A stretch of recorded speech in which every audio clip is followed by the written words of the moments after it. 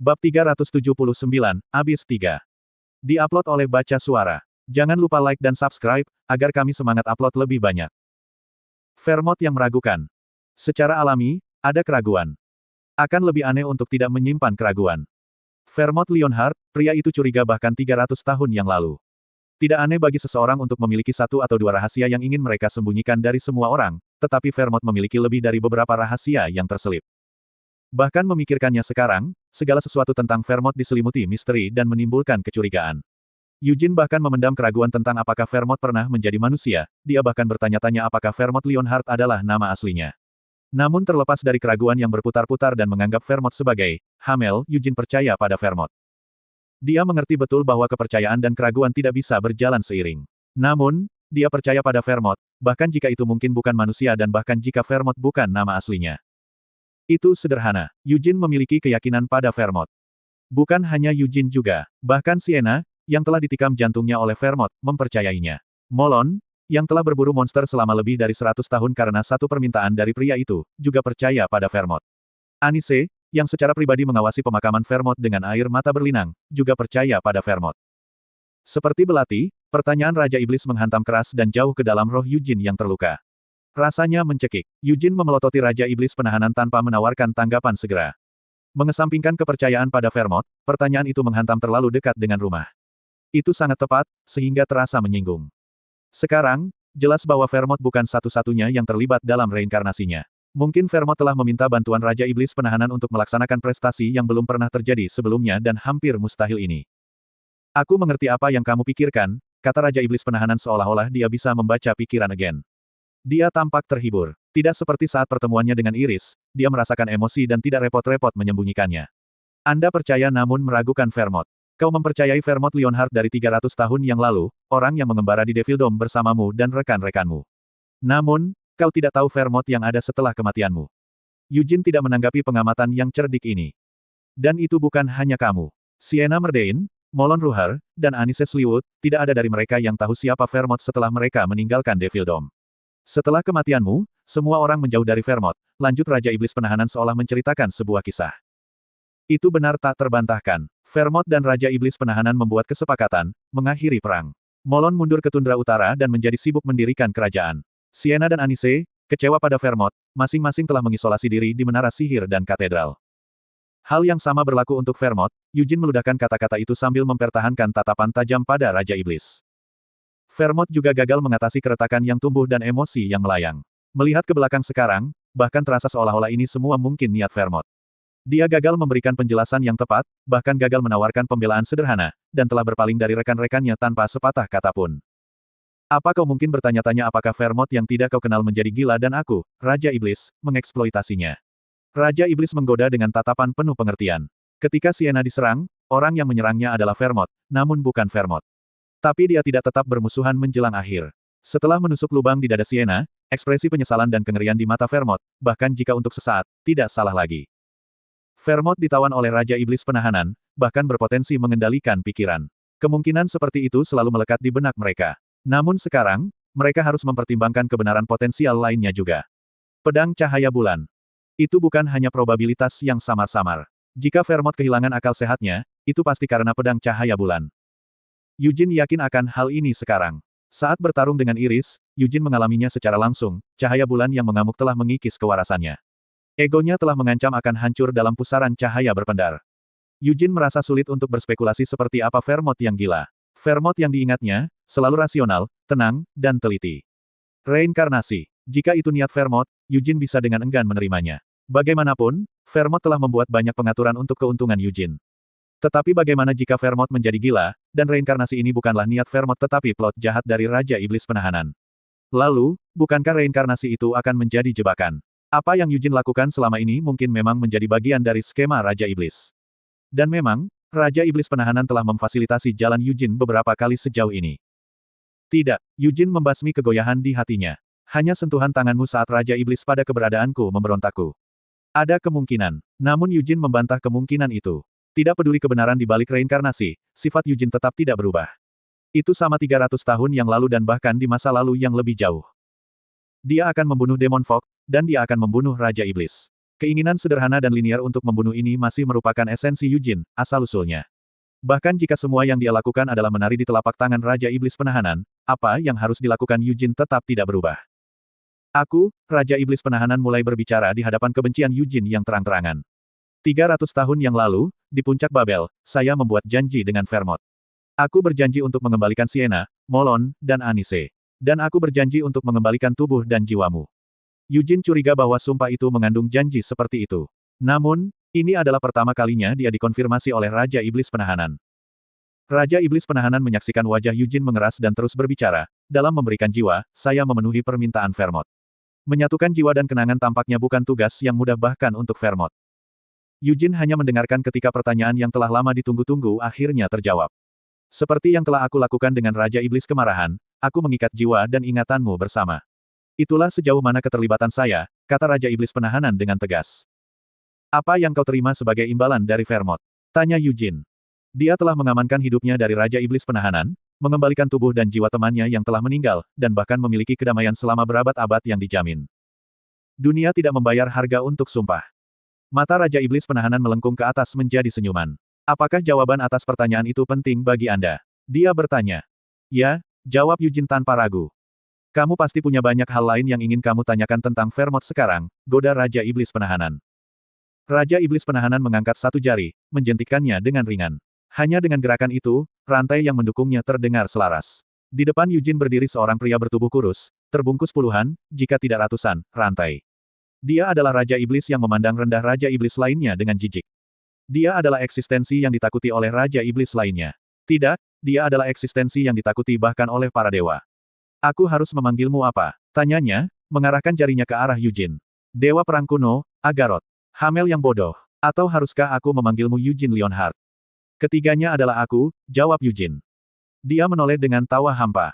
Patung Agarot sudah terlihat. Kemudian, dia teringat patung Hamel yang dia lihat di gurun bawah tanah. Akhirnya, merenungkan diri masa lalu yang ada dalam patung itu, Yujin berkata, aku sekarang. Hati singa Yujin. Dengan deklarasi ini, dia mengakui diri yang menghembuskan kehidupan ke saat ini. Itu adalah pertanyaan yang tidak perlu direnungkan. Dia takut tidak menjadi dirinya sendiri, tetapi sekarang, ketakutan itu telah menguap. Tidak masalah apakah dia Agarot, Hamel, atau Yujin. Tugas yang ada di depannya akan tetap sama. Selama ingatan itu tetap hidup, ego Yujin tidak akan berubah. Kenangan Agarot tidak akan jelas. Raja Iblis Penahanan menarik jarinya dan kemudian menjelaskan lebih lanjut.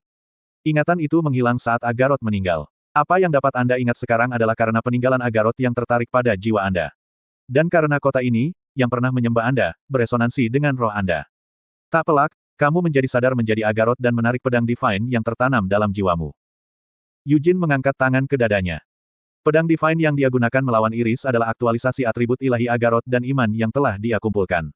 Di zaman mitos, Agarot menciptakan kekuatan suci, semerah darahnya sendiri, menjadi pedang besar untuk membantai Raja Iblis. Slot iklan, kamu bisa pasang iklanmu di sini. Kenangan samar akan membawa Anda kebingungan besar. Bukankah lebih baik bertanya tentang dirimu daripada Vermont? Tanya Raja Iblis Penahanan. Aku adalah aku, jawab Yujin sambil mencengkeram dadanya. Jadi bagaimana jika ingatan Agarot tidak jelas? Mereka adalah kenangan dari masa bahkan sebelum berabad-abad yang lalu. Saya tidak putus asa untuk mereka. Bukan karena dia tidak ingin mengingatnya dengan lebih jelas. Namun, bagi Yujin, memahami keadaan Vermont saat ini lebih penting daripada mengingat masa lalunya sebagai Agarot. Saya tidak punya harapan sejak awal. Anda sepertinya tidak akan memberikan jawaban sekarang, ludah Yujin. Dia memelototi Raja Iblis Penahanan, yang bertemu dengan mata Yujin tanpa menanggapi. Itu adalah tatapan gelisah, seperti yang dirasakan Yujin. Anda, tanpa sadar, kata itu keluar dari bibir Yujin. Dia menatap jauh ke dalam mata merah itu, namun Yujin tidak dapat menguraikan emosi yang terkubur jauh di dalamnya.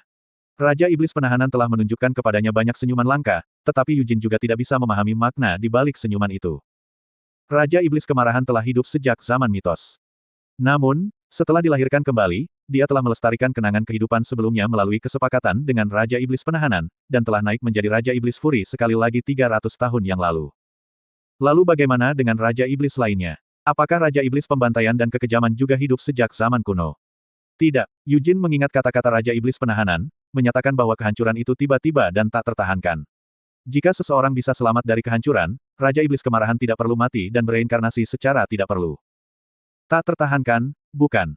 Apa yang kamu, kata Yujin. Bukankah itu tepat di depan matanya? Raja Iblis Penahanan adalah orang yang melawan kehancuran yang telah menghapus era mythical. Kekuatan Raja Iblis berhenti ketika Raja Iblis binasa. Jika Raja Iblis Penahanan mati dengan kehancuran, memilih untuk melestarikan ingatannya dan memilih reinkarnasi, kota ini bahkan tidak akan tetap berada di bawah laut. Dengan demikian, itu berarti bahwa itu Raja Iblis Penahanan selamat bahkan kehancuran yang mengakhiri zaman mitos. Tidak ada makhluk yang hidup selama Raja Iblis Penahanan di dunia ini dan tidak ada orang yang memahami kebenaran sebanyak dia. Yujin tidak bisa memahami apa sebenarnya Raja Iblis Penahanan itu, dia juga tidak bisa memahami tindakannya. Bahkan peristiwa hari ini tidak terkecuali.